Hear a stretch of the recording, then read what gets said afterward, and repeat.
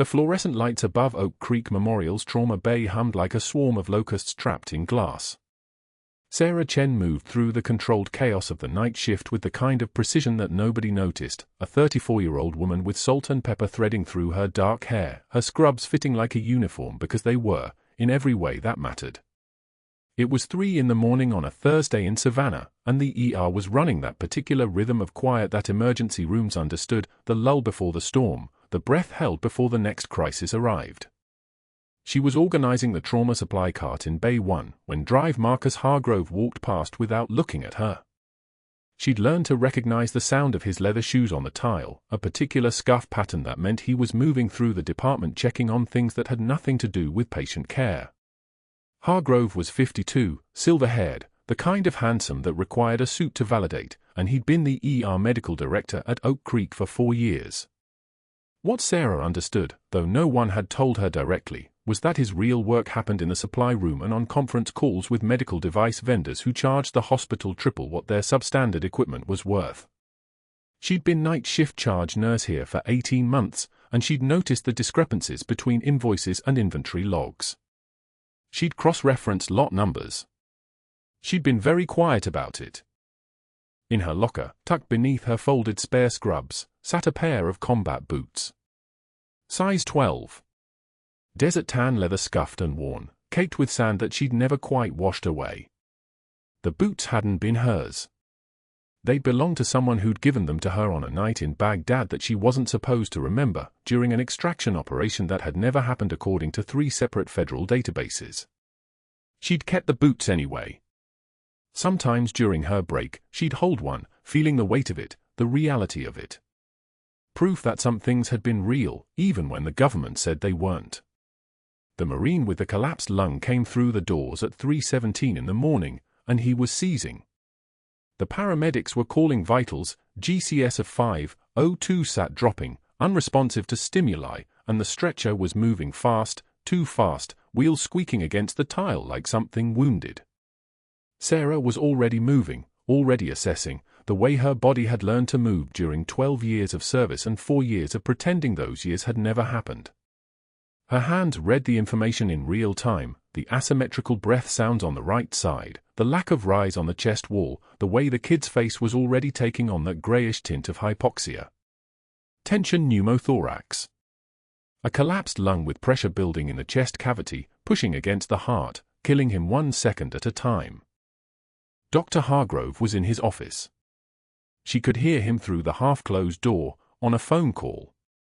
The night shift is inventorying equipment, he was saying quietly. Yes. Yes, I understand the issue. No, she hasn't said anything yet, but she's too smart not to figure it out soon. We need to move up the timeline. The pause. The listening. I'll handle it. I always do. Bay 3. The Marine was being transferred to the stretcher under the trauma bay lights, and the young attending physician from Virginia, Dr. Mitchell, fresh out of his fellowship at Innova, confident but not experienced, was assessing the patient with the slow, methodical approach of someone who'd learned medicine from textbooks and simulation.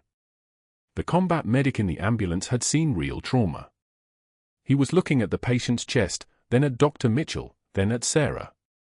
His eyes said what his mouth couldn't say in this environment: this kid is dying and nobody in this room knows it yet. Tension pneumothorax, Sarah said. Her voice was quiet. It was always quiet. Dr. Mitchell glanced at her. We need a chest x-ray first. Let's get him stable, Anne. The monitor alarm was already screaming. Heart rate 178. Blood pressure 68/40 and dropping. The Marine's body was arcing upward, muscles locked in seizure, brain starving for oxygen while the pressure in his chest was crushing his heart like a fist. Sarah moved. Her hands were steady as a surgical laser.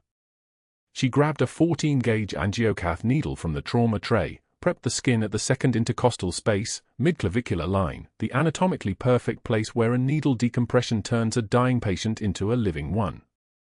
The attending reached for his phone to call cardiothoracic, his hands uncertain, but Sarah was already there. The needle went in. The hiss of air escaping came next, a sudden, terrible release of pressure that filled the trauma bay like a held breath finally exhaled. O2 sat. Sarah didn't wait for the monitor. It's climbing. 72. 78. 84, the nurse at the monitor said, shock in her voice because shock was what happened when a quiet night shift nurse did something that only ICU physicians were supposed to do. Sinus rhythm. The monitor line that had been chaotic and frantic was resolving into the organized dance of a heart that could beat again. The Marine's seizure stopped as oxygen flooded back into his brain.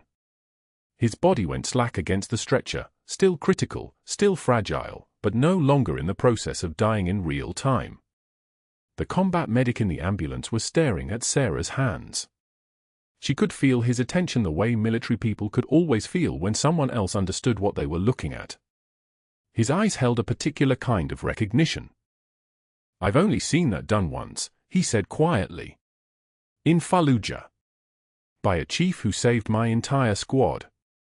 Dr. Hargrove appeared in the doorway of Bay 3. He was tall, broad-shouldered, the kind of man who'd learned that presence and volume could substitute for actual competence. His face moved through several expressions very quickly. First, it was surprise. Then it was something else. Something closer to anger mixed with something that looked like fear. Sarah was already calling cardiothoracic. Tension pneumothorax, decompressed, vital sign stabilizing, Marine in active duty, incoming from the. She trailed off, completing the handoff with the efficiency of someone who'd coordinated medical evacuations under fire. Dr. Mitchell was writing orders now, following her lead, the natural instinct of someone who recognized that the room had just changed shape and Sarah Chen was at the center of that change. Dr. Hargrove met her eyes for exactly 2 seconds. In that interval, a whole conversation happened that didn't require words. He was seeing something he hadn't accounted for. A threat wearing scrubs. A problem that couldn't be solved with a phone call to a vendor or a reassignment form. She didn't flinch. She didn't blink. She was already moving to the next patient, the next need, her hands already washing, already preparing for what came next. Her composure was a wall. It was a river. It was the kind of calm that only came from having already survived the worst. It was 4:47 in the morning when Sarah finally took her lunch break. The break room was empty when she walked in, that sudden, reflexive exodus that happened whenever she occupied a space. The veteran nurses had learned her schedule. They'd learn to gather their things and leave when she sat down, as if her presence was contagious, as if proximity to her might somehow spoil them in the eyes of Dr. Hargrove. 3 weeks of this. 3 weeks of walking into break rooms and having them empty. 3 weeks of understanding, with the clarity of military service, what it meant to be separated from the herd. Sarah took her lunch outside instead. The ambulance bay at 4:52 in the morning was empty, the asphalt still warm from the previous day's heat, the air carrying that particular smell of Savannah, salt and diesel exhaust and the kind of humidity that stuck to your skin like a memory. She stood by the bay doors, eating a sandwich standing up, because sitting down somewhere meant committing to a location, and the night shift had taught her that commitment was a luxury that stopped existing when people decided you were a liability. She was thinking about the combat medic's face when he'd recognized what her hands could do. She was thinking about the Marine, alive now because she'd moved, because something older than her nursing license had taken over in Bay 3. Something that remembered Fallujah. Something that remembered the name of a chief whose face she couldn't quite bring into focus anymore, but whose hand she could still see moving through the procedures that saved lives under fire. Dr. Hargrove made the phone call at 5:13 in the morning, sitting in his office with the door closed and his voice low. She didn't hear it happen, but she would find out about it later. She would understand that somewhere in those minutes when the Marine's heart was deciding whether to keep beating, Dr. Hargrove had made a decision about her. "We have a problem on the night shift," he'd said to the medical supply vendor. "Yes. The one I told you about. She's more dangerous than I thought. We need to move faster. How long would it take to make her vanish?" A pause. The listening. Then, "Do whatever it takes. I'll call in my favors with the board." But Sarah Chen was still standing in the ambulance bay at 5:15 in the morning, holding her sandwich, feeling the desert sand still in her hair from another life, another desert, another war. She didn't know what was coming. She didn't know that Dr. Hargrove was about to activate a network of favors and calls that would stretch from the hospital board to a contact he had at the Navy Bureau of Personnel. She didn't know that the worst of it hadn't started yet. All she knew was that the Marine would live. That the combat medic had recognized what she was. That somewhere in the careful architecture of her new life, a crack had appeared, and things hidden in darkness for 4 years were about to step into the light. The fluorescent lights above the trauma bay were still humming when she went back inside. The night shift had another 4 hours left. The storm was coming. The night shift had another 4 hours left. The storm was coming. Sarah didn't know it yet, but the clouds gathering over Savannah would be the least of what descended on Oak Creek Memorial that evening. It started at shift change, when the unit was loudest. Nurses clustered around the station, giving report, comparing notes, watching the clock. Dr. Hargrove emerged from his office holding a single sheet of paper, his tailored lab coat pristine, his expression carved from marble. He didn't announce anything. He simply began reading aloud, his voice pitched to carry.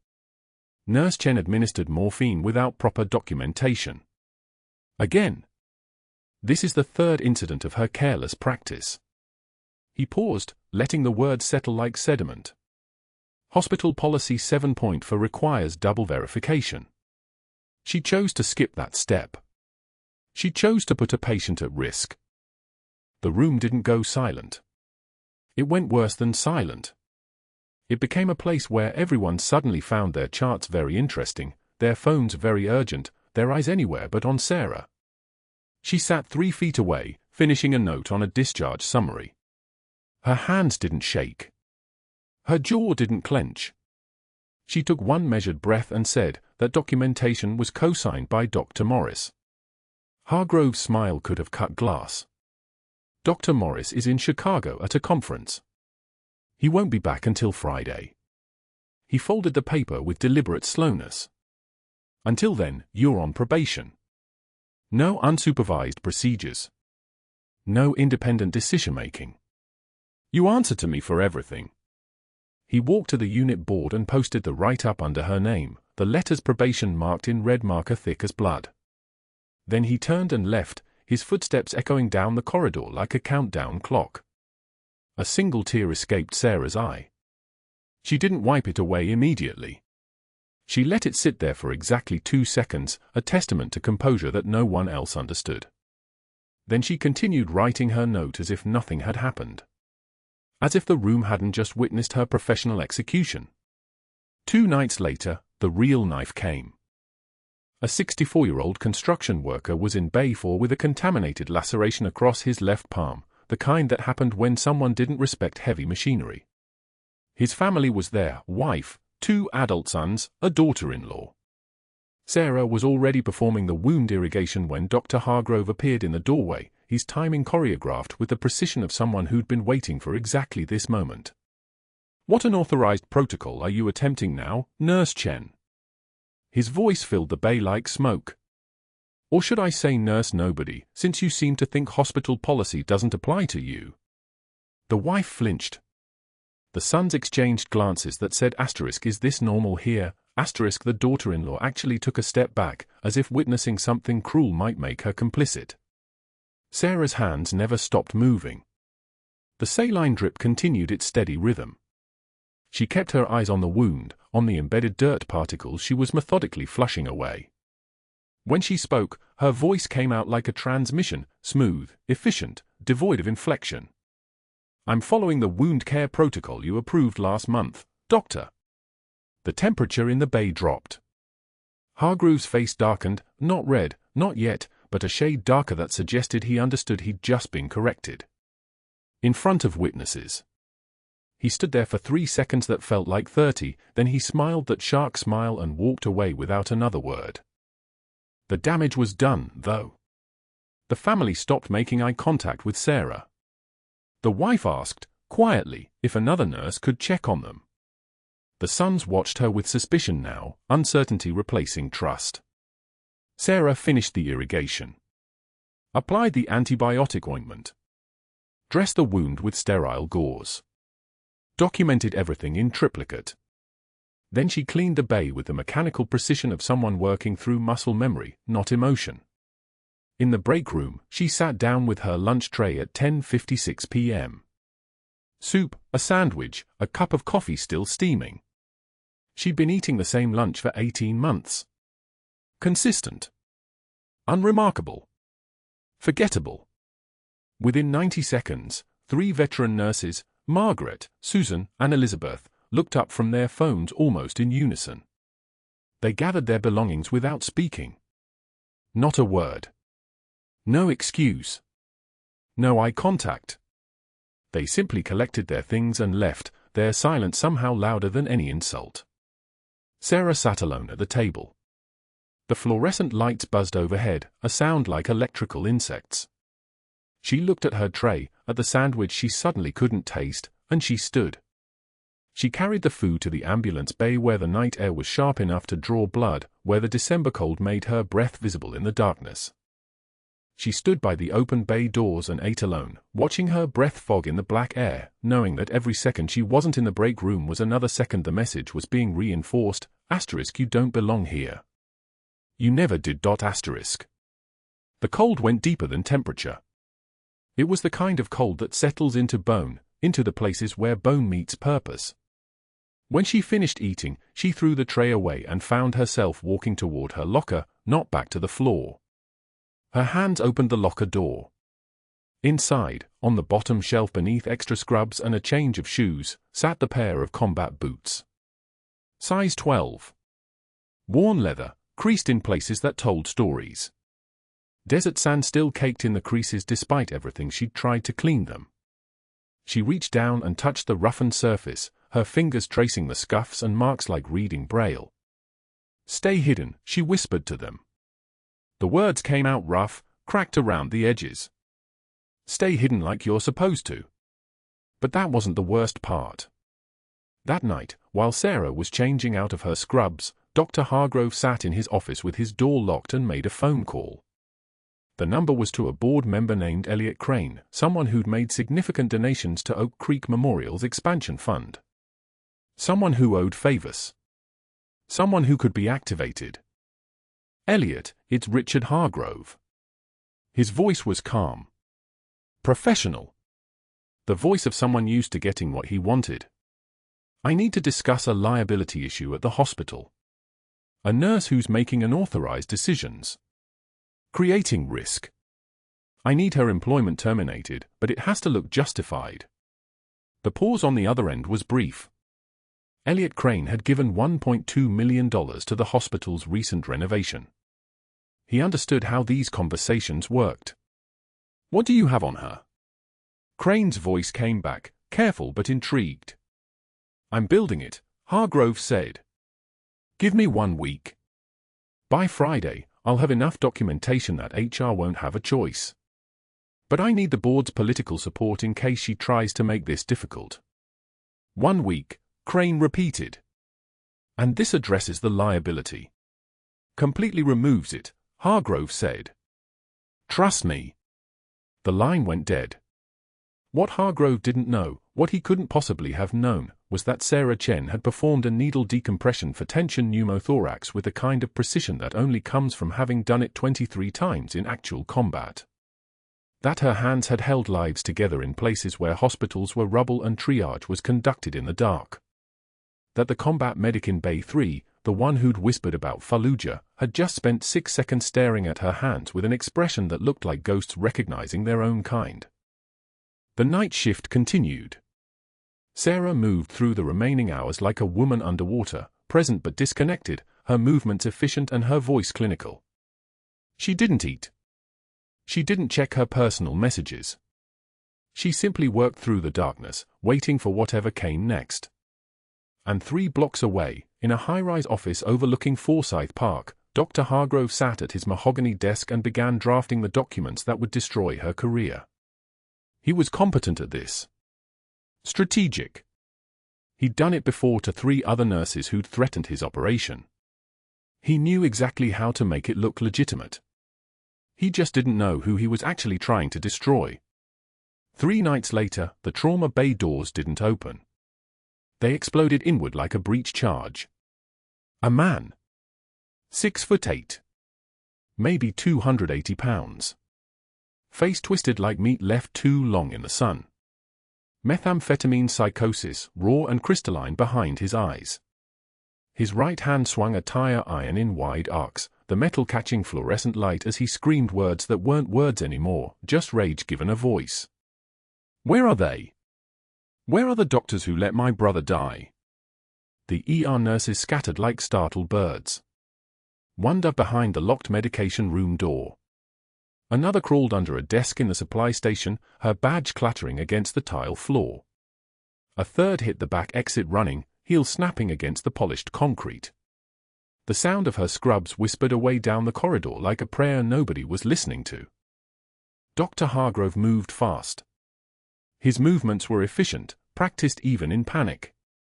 He didn't try to de-escalate. He didn't attempt any words. His shoes hammered against the floor as he sprinted toward the administrative wing, his hand already reaching for the panic button on his belt. His breathing came in short, controlled bursts. The button depressed with a soft click. Somewhere in the building, alarms began their wailing chorus. Red lights pulsed like a heartbeat gone wrong. Sarah Chen didn't run. She stood at the nurse's station with her hands visible and empty. No rapid movements. No sudden gestures. Just stillness. The kind of stillness that comes from having already survived worse. Her eyes tracked the man the way an experienced handler reads a dog's weight distribution before it lunges.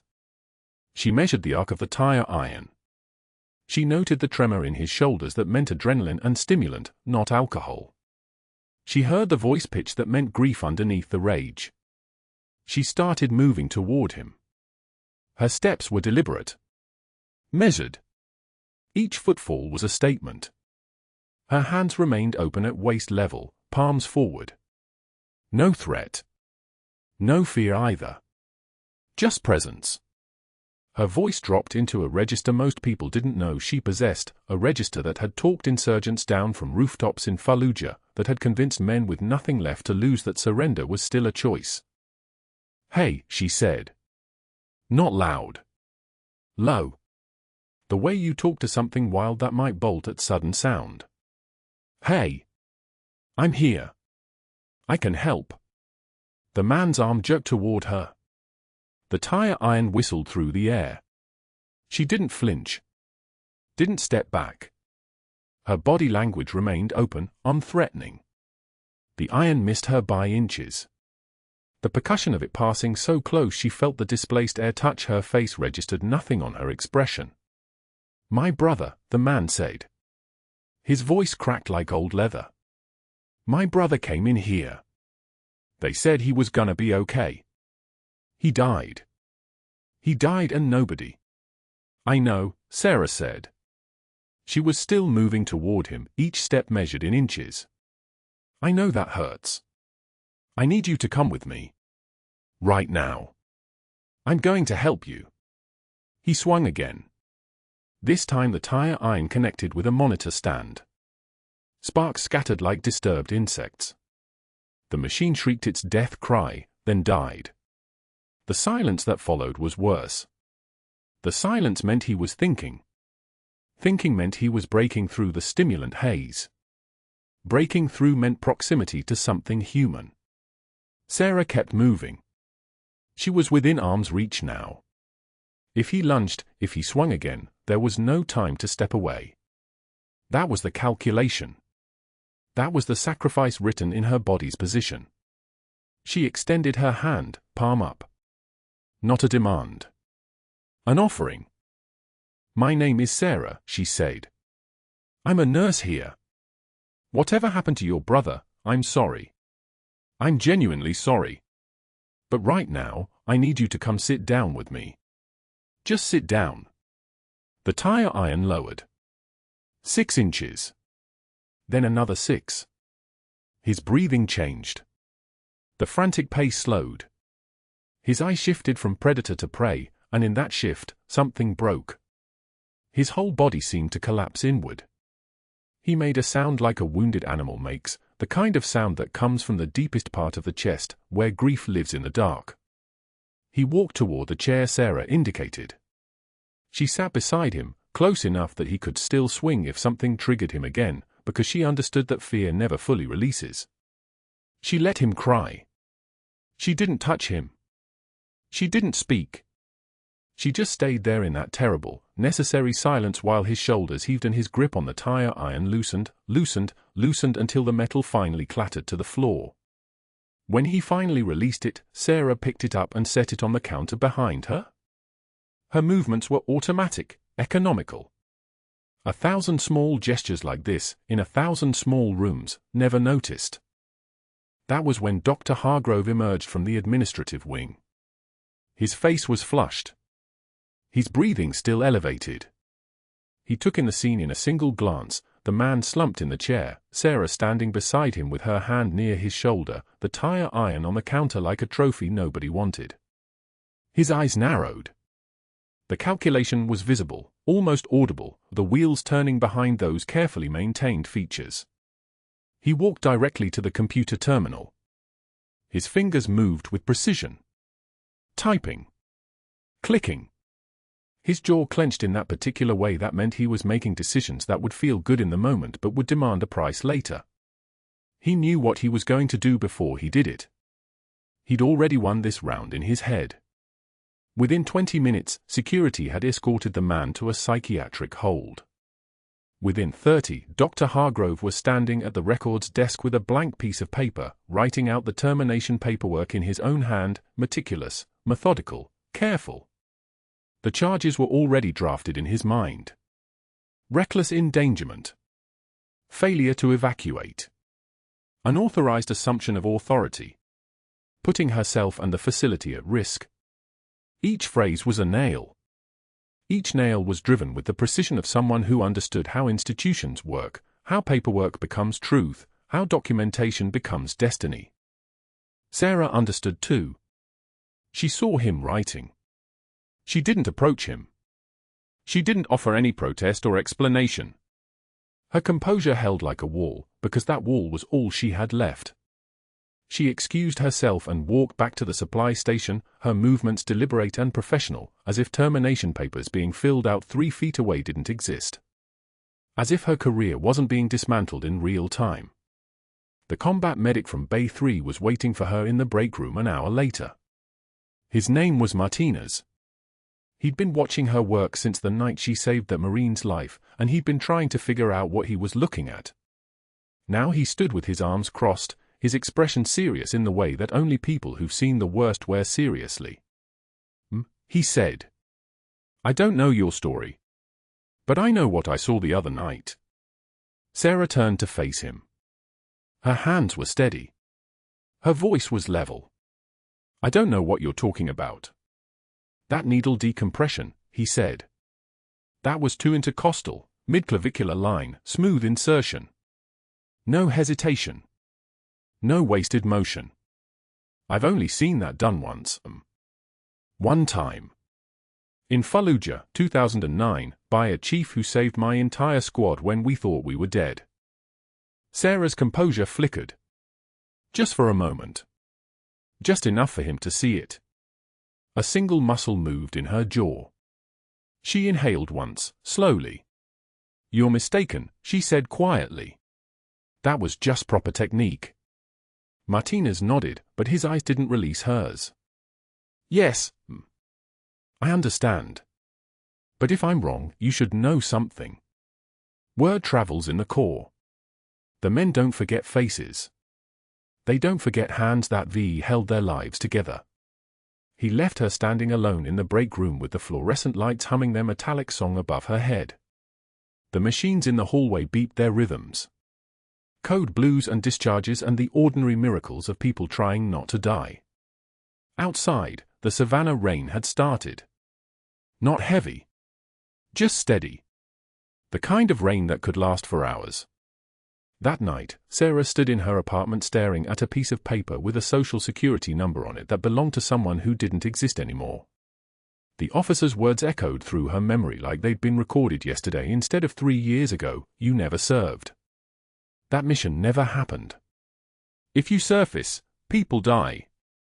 The words had been delivered without malice, just fact. Just military necessity. Just the price of disappearing. She understood the terms of her own erasure. The DoD had given her a new name, new documentation, new teeth in the system. A trade. Her identity for her freedom. Her pass for a chance at being nobody. The problem was that being nobody required discipline she wasn't sure she had anymore. Every time she helped someone, every time she used the hands that had been trained for impossibly difficult decisions, she left traces.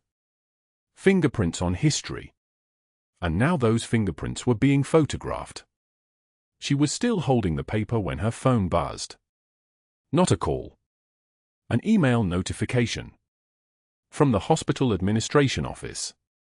The subject line read, Board review scheduled, Sarah Chen, RN, termination hearing, next Thursday 2 p.m. Please provide all documentation. She set the paper down on the kitchen counter. The social security number stared up at her like an accusation. Outside, the rain fell harder, and in Oak Creek Memorial in Savannah, Dr. Hargrove was checking his inbox one final time before bed, reading the confirmation email with a smile that felt like victory. He had no idea what he was actually trying to destroy. He had no idea that the quiet nurse he'd fabricated charges against had once been classified at levels he didn't have clearance to know existed. He had no idea that walking toward danger instead of away from it was the most natural thing in the world to the woman he'd just tried to remove from his hospital. For days later, the giant returned. He stood in the waiting area at 2:13 p.m. on a Thursday, sober and trembling, his massive frame folded into a hospital chair like a cargo container trying to fit in a closet. Beside him sat his mother, a woman with his eyes but not his rage, her face creased from 7 hours of driving north from Atlanta. She held his hand the way you hold something that might break. The young Marine from Bay 3 noticed first. He was waiting for his discharge paperwork, still favoring his left side where the collapsed lung had nearly killed him, and his entire body went rigid when he saw the giant walk through the sliding doors. Security tensed. Nurses glanced at each other, hands instinctively moving toward panic buttons. But the giant wasn't looking for a doctor. He was looking for Sarah Chen. He approached the nurse's station with the careful, deliberate movements of a man learning to be gentle again. His mother whispered something into his ear, encouragement, maybe, or a prayer. The giant reached down and lifted a pair of worn combat boots from a canvas bag. Size 12. The leather was cracked and faded, caked with desert sand that looked like it had been baked into the grain for years, maybe decades. He placed them carefully on the counter as if they were made of spun glass. For the nurse who saved my son's life when she should have run, his mother said. Her voice cracked. When every normal person would have run. The day shift stared. Nobody moved. The trauma bay felt like a photograph, everything suspended in amber. Sarah Chen emerged from the supply room carrying a stack of sterile 4x4 gauze pads, her movements economical and precise, the way she moved through every shift. She set the gauze down and her eyes landed on the boots. Her hand moved toward them without conscious thought, her fingers brushing the leather, and something in her chest seized tight. The giant looked directly into her eyes. Valkyrie, he said. One word. It hung in the air for 3 seconds like a bullet in flight, carrying the weight of 312 pounds of a man who had walked into a trauma bay swinging a tire iron and walked out something smaller, something human, something saved. The young Marine in the wheelchair in the waiting area stood up. His left arm was still bandaged. His breathing still shallow from the collapse. He stood in defiance of every medical protocol suggesting he remain seated, his voice steady as a rifle shot, carrying to every corner of the emergency room. Senior Chief Petty Officer Sarah Chen. Silence. The kind of silence that has weight, that presses down like water at depth. Dr. Hargrove's face went the color of old concrete. An older nurse with silver hair, 28 years at Oak Creek Memorial, a woman who had trained 3 generations of ER nurses and had never once questioned an authority figure, pulled Sarah's personnel file from the cabinet with shaking hands. She opened it. Her mouth opened. Her hand went to her chest. "This wasn't here yesterday," she whispered. "This wasn't." She began to read. Her voice trembled on every word. DD 214 Discharge Summary. Bronze Star. Bronze Star. Bronze Star with Valor Distinction. Purple Heart. Purple Heart. Navy Cross, awarded for extraordinary heroism in direct combat engagement, extraction of classified personnel under sustained hostile fire, medical intervention that, she stopped. She looked at Sarah. 17 lives saved in a single operation. 17. The ER doors opened. The sound came first, boots on tile, synchronized rhythm, 5-count intervals, the percussion of discipline and purpose.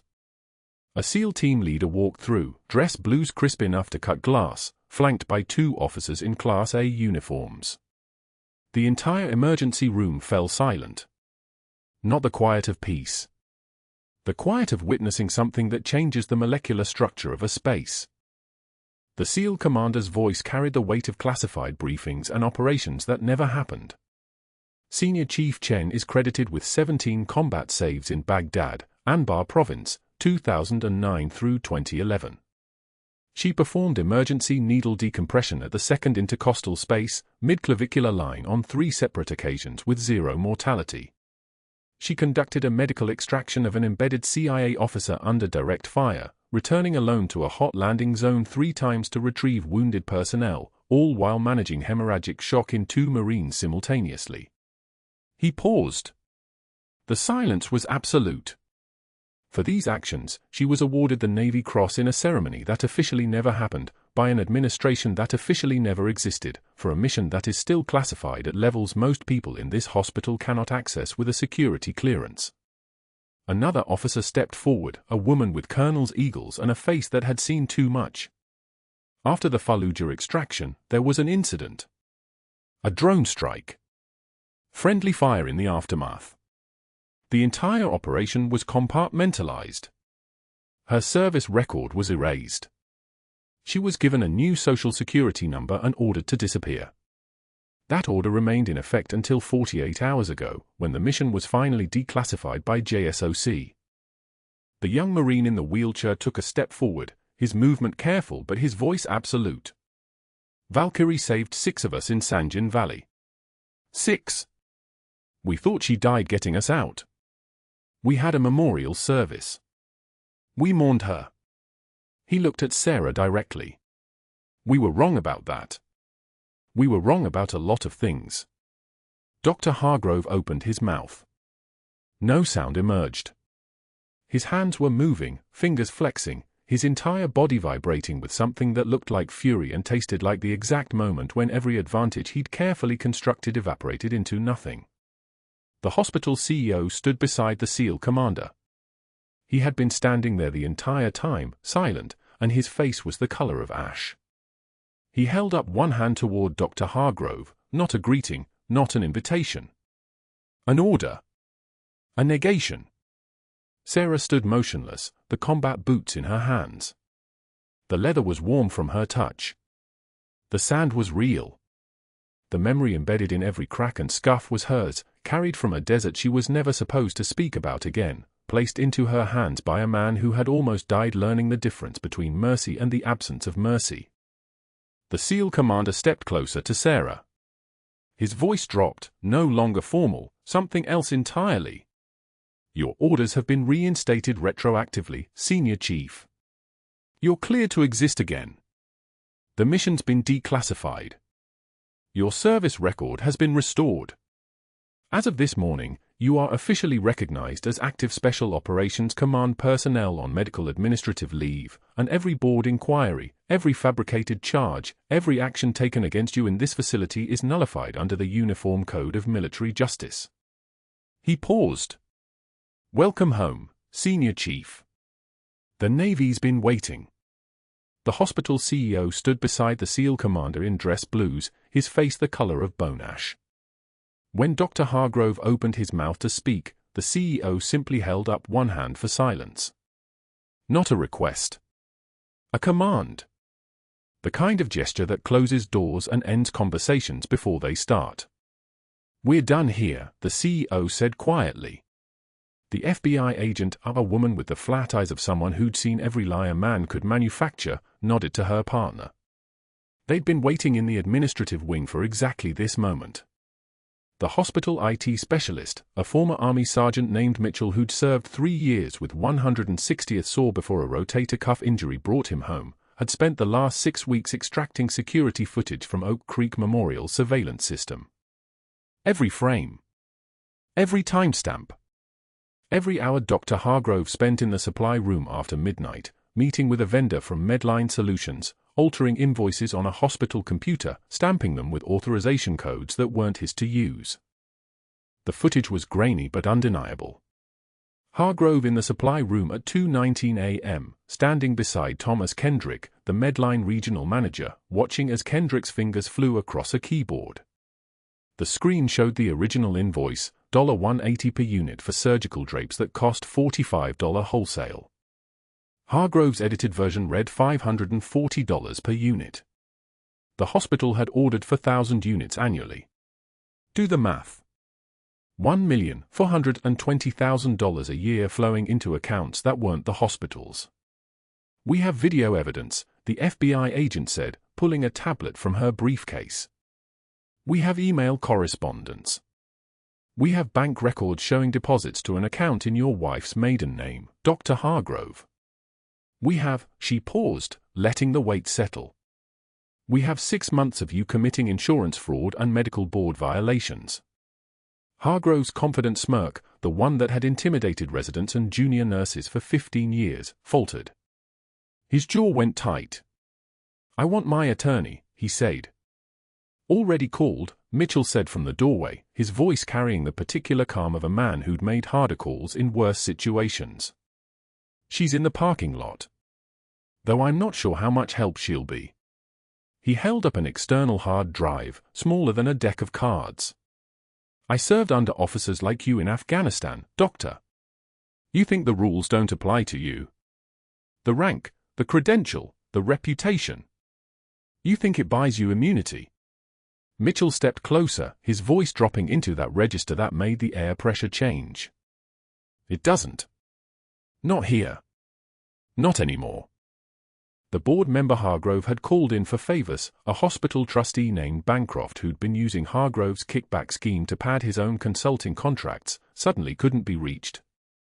His secretary said he was traveling. His email bounced back as undeliverable. The medical supply vendor deleted Hargrove's contact information and initiated their own internal investigation, covering their tracks before federal charges could extend beyond Oak Creek Memorial's walls. The Navy clinic supervisor in Virginia sent a formal apology to the hospital CEO, stating in clear language that her inquiry about Sarah Chen's stability and judgment had been based entirely on misrepresented concerns from Dr. Hargrove. The state medical board investigator closed her 18-month review with a single sentence, "No irregularities found." Nurse Chen's charts demonstrate exceptional standard of care across all 847 documented cases. Sarah watched it all from the nurse's station as security escorted Hargrove from the hospital. His credentials were deactivated before his car left the parking lot. His office was already being packed by HR, 15 years of framed certificates and professional photographs going into cardboard boxes. He walked past the trauma bay where Sarah stood, her face composed as stone, one measured breath, no words. She didn't need them. The silence said everything. The next words belonged to the SEAL commander. He extended his hand to Sarah, and when she took it, he said quietly, "Welcome home, Senior Chief.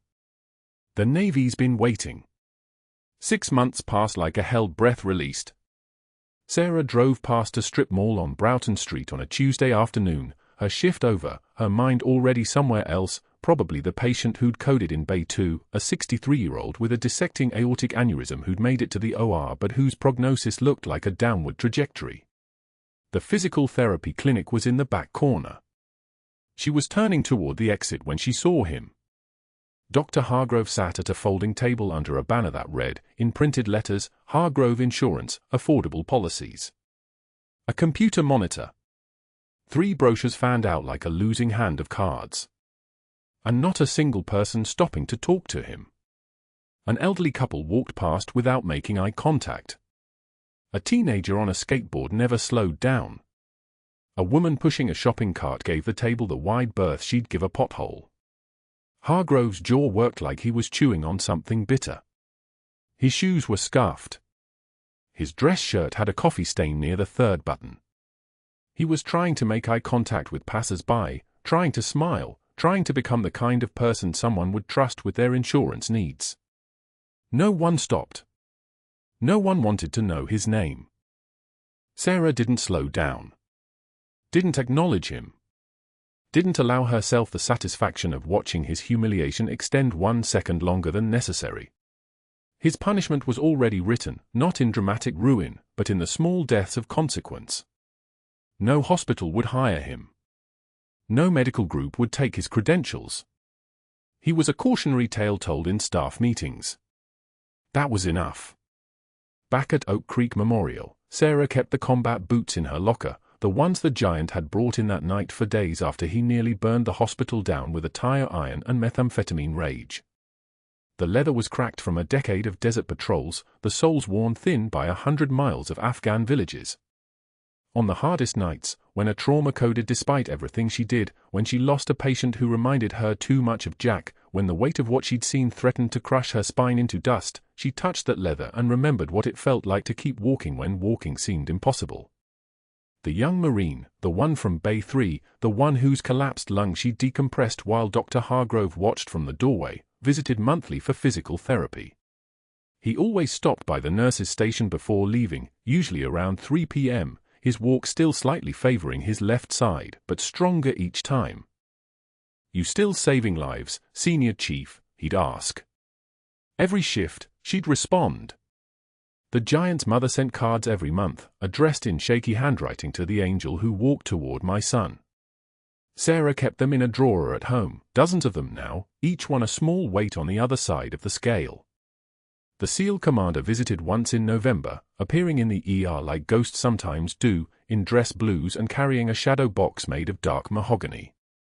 Inside was a Navy cross, the ribbon a vibrant combination of red and blue stripes. Next to it, a folded flag that had been presented at a funeral in Arlington 6 years ago, at a service for a man named Jack Chen who died in a Black Hawk crash over Paktia province. The shadow box also contained a medal, a bronze star with a V for Valor. "Your husband would want you to have these," the SEAL commander said. He was older now, the kind of older that came from watching too many funerals. He talked about you. Every mission. Every extraction. He said you were the reason he kept going back. Sarah hung the shadow box in the break room where everyone could see it. The veteran nurses who'd once abandoned her at lunch now saved her a seat. They stopped asking why, stopped treating her differently, and started treating her like what she'd always been, the best trauma nurse in Savannah, the one whose hands didn't shake and whose voice never cracked and who could talk a man with a tire iron down from rage into surrender. The new ER director, a former Army trauma surgeon named Colonel Hayes who'd done 2 tours with the 82nd Airborne, watched Sarah perform a needle decompression on a critical patient with a tension pneumothorax. She moved with the precision of someone for whom this procedure was muscle memory, a technique downloaded into her nervous system through 10,000 hours of training and field use. "I've only seen that technique done by Spec Ops medics," Hayes said afterward. Sarah smiled quietly. Not the forced smile of the nurse she'd pretended to be, but something older and harder and more true. "I learned from the best." That Saturday, Sarah stood at her husband's grave in Bonaventure Cemetery, the afternoon light turning the Spanish moss gold. She wasn't crying anymore. The rain had stopped months ago. Instead, she placed flowers, white roses, Jack's favorite, and said, "I didn't fail, Jack. I just stopped hiding." The boot stayed in her locker, waiting for the next hard night, the next patient who needed someone to walk toward them instead of away. Sarah understood now what she hadn't understood in Baghdad. Sometimes the bravest warriors carry stethoscopes, not guns. Thank you for watching. If this story moved you, please subscribe to the channel, hit that like button, and comment below. Have you ever been underestimated by someone who didn't know your true value? Your stories matter. We'll see you in the next one.